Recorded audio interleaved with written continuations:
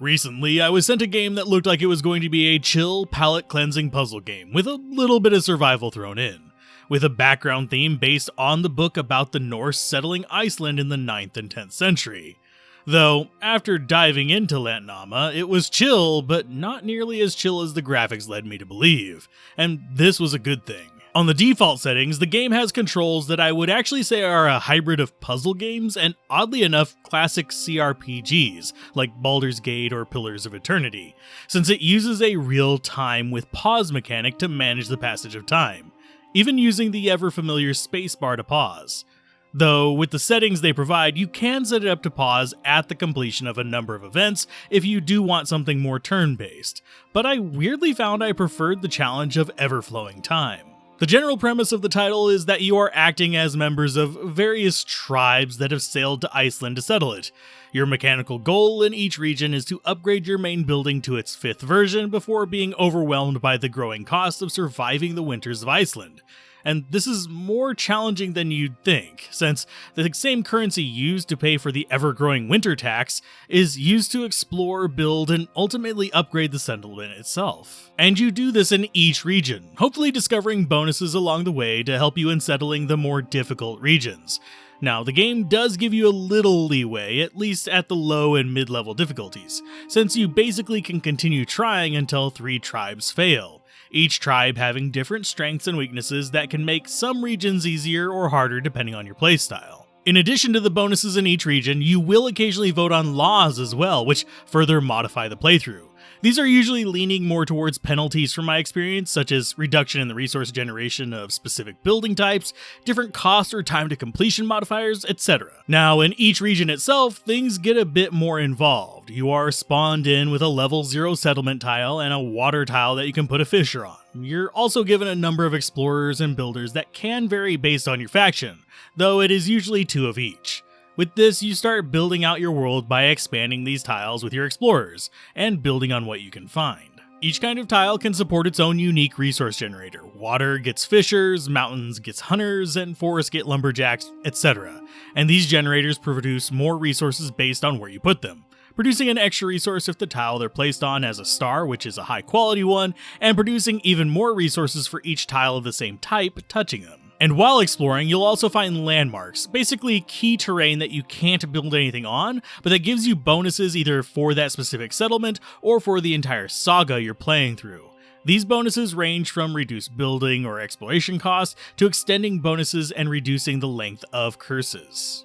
Throughout all this, you'll be moving turn to turn, season to season, and year to year. With the more blocks you explore, the more buildings you have, and the higher level your core settlement, all resulting in increasing your winter tax even more, while hopefully also increasing your resource generation and storage every season to cover this inflation. The boost to resource generation require taking advantage of the terrain you're given, since you are limited to 1 of each resource building unless you meet certain specific conditions or unlock specific upgrades, so placement is super important for them. Thankfully, you can tear down buildings and move them to new locations. And you can further tweak these by taking advantage of the upgrades you unlock each time you build up your core settlement.